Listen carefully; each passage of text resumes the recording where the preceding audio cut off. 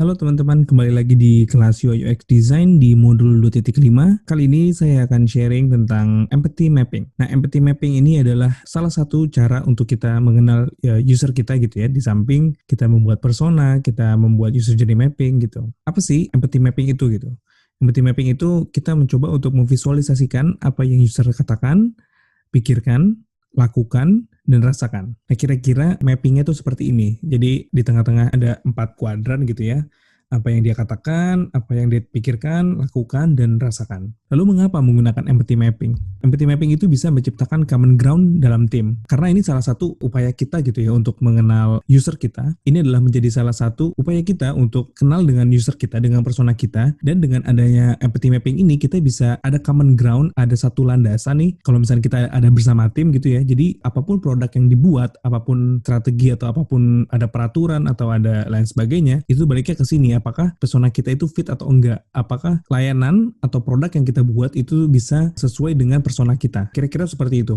Jadi supaya kita ada guideline-nya aja gitu sih. Nah, kira-kira untuk membuat empathy mapping, kita itu bisa memahami dan memprioritaskan kebutuhan usernya itu seperti apa. Nah, ini contoh empathy mapping gitu misalkan. Sebagai contoh ini ketika kita beli TV gitu misalkan. Pada saat di kolom apa yang user katakan, ini bisa I was expecting something different. What do you think? Atau what set is the best gitu kan. Misalkan nanya sama si penjualnya gitu. Sebegitu di sini ada apa yang user itu pikirkan. Kayak misalkan I want something awesome. Maybe isn't the best atau too many acronyms, jadi kayak apa yang dipikirin ya gitu kira-kira. Terus habis gitu ada apa yang user lakukan gitu. Yang user lakukan bisa checking di website atau dia ngelis pro and kontranya apa, dia riset tentang produknya atau tanya-tanya temen, cari referensi dan lain sebagainya. Ketika di area yang apa yang user katakan, dia ngerasa ada ketakutan karena takut salah beli atau apa segala macam, atau ada excited, wah gue punya TV nih gitu misalkan. Kira-kira seperti itu, empathy mapping. Jadi, empathy mapping ini kita tahu apa yang sebenarnya, balik lagi, apa yang menjadi kekhawatiran, apa yang dirasakan kekhawatiran, apa yang menjadi pain point-nya, apa yang menjadi keresahannya, dan lain sebagainya. Yuk kita langsung praktek aja ya, kira-kira bagaimana kita membuat empathy mapping dari masalah yang udah kita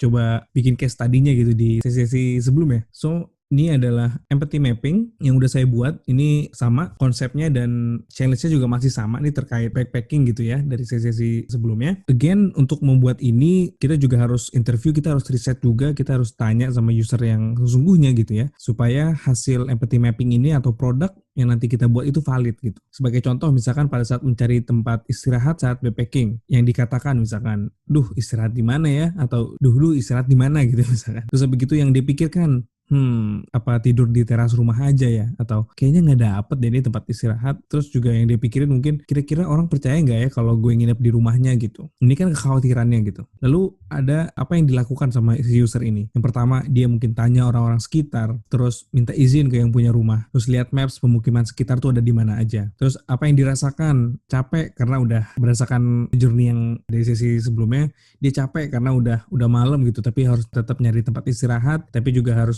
nanya kanan kiri gitu. Terus bete juga, mood swing gitu ya. Tapi tetap ada sedikit optimis kalau dia tetap bisa istirahat di hari itu, di malam itu. Nah, ini kira-kira empathy mapping. Dan ini bisa menjadi salah satu entry point untuk menjalani desain proses, untuk menjalani proses UI UX design. Kita bisa mulai dari sini juga gitu. Semoga jelas ya penjelasan saya tentang empathy mapping. Semoga kalian juga mengerti setelah kita udah tahu apa permasalahannya, kita tahu pain point-nya apa, kendalanya apa, keresahannya apa. Di sesi berikutnya, di modul berikutnya juga, saya akan coba nih sharing untuk bagaimana kita memberikan solusinya, gimana kita generate solutionnya yang hopefully bisa dicintai dan dipakai oleh user-user kita. Kira-kira gitu. Terima kasih, sampai jumpa di sesi berikutnya.